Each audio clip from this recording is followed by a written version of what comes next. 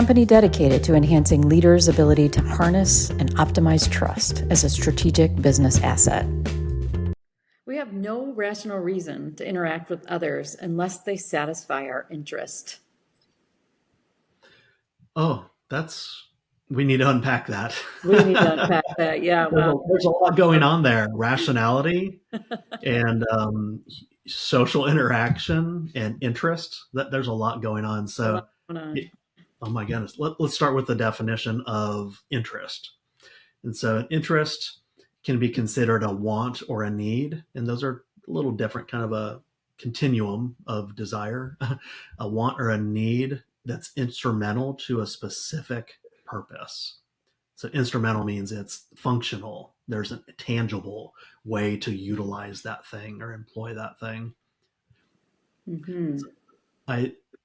So we need to unpack that. But I think about there's a quote from Napoleon Bonaparte, right? From Napoleon about motivations, about human motivations. Men are moved by two levers only: fear and self-interest. Not saying I agree with that quote fully, but it's a quote nonetheless. And so that's something I think would be interesting to talk about. Fear as a motivator and self-interest as a motivator. I think interest is our topic, and so I think that plays well. Absolutely, yeah. Fear and self-interest. I do think there's a lot of merit to that quote, and we see that play out in how we make change, how we do things differently, right? Where our motivation comes from. Yeah, it also makes me think of a quote by Adam Smith. I'm sure you've heard of this one, but it's not the benevolence of the butcher, the brewer, or the baker that we expect our dinner, but from their regard to their own interest. Yeah, that quote. I think it says it a little bit better. It's more specific to the interest part of it compared to the fear part of it. The butcher might be fearful that he's not going to have what he needs if he doesn't produce the meat for the market and get paid. But I think that one unpacks it very nicely. Yeah. Yeah, and I see this idea of the rational reason to interact with others unless they can satisfy our interests. How I see this playing out in business is, work doesn't happen in a vacuum anymore. It doesn't happen. People don't necessarily get to work alone. There's such a shift toward collaboration, intentional interdependency. People are forced to now work together in order to get the outcomes that they're looking for. And so this need for trust has accelerated.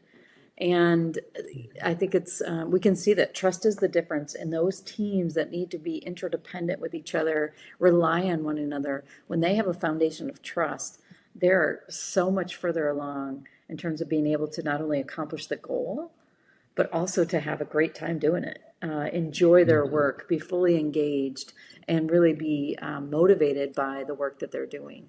And the opposite is true for those teams that don't really have that sense of trust with one another, that it's maybe more out of fear that they're having to trust their colleagues. Yeah, that makes sense. If you can create a culture on your team of trust, trustworthiness, trustingness, right? Then anytime you plug and play a new employee, team member into it, come and go, then it can happen swiftly. The concept of swift trust. So if you can build that into your team dynamic, that it's easy to plug and play, bring players in and out of this team environment, well, then you can be much more effective and efficient in the goals that you have that you're trying to achieve.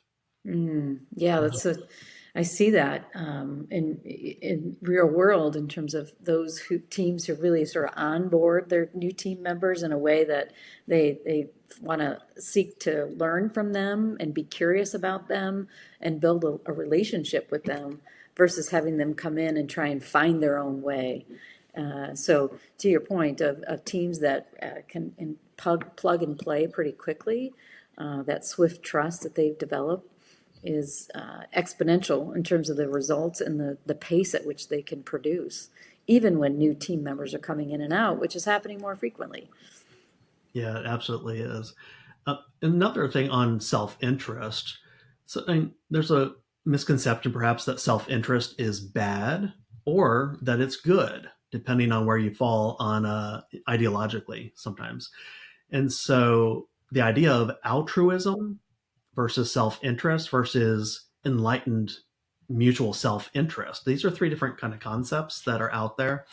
And so like enlightened mutual self-interest, where two different parties both get what they want out of the relationship, that's amazing. That, I think that's a lot of times the goal.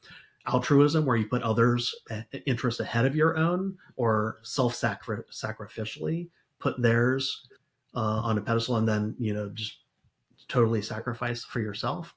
It doesn't happen as often, certainly, but we have to figure out what interests are, and then how interests play with trust choices that we make. Yeah, and it's interesting that you can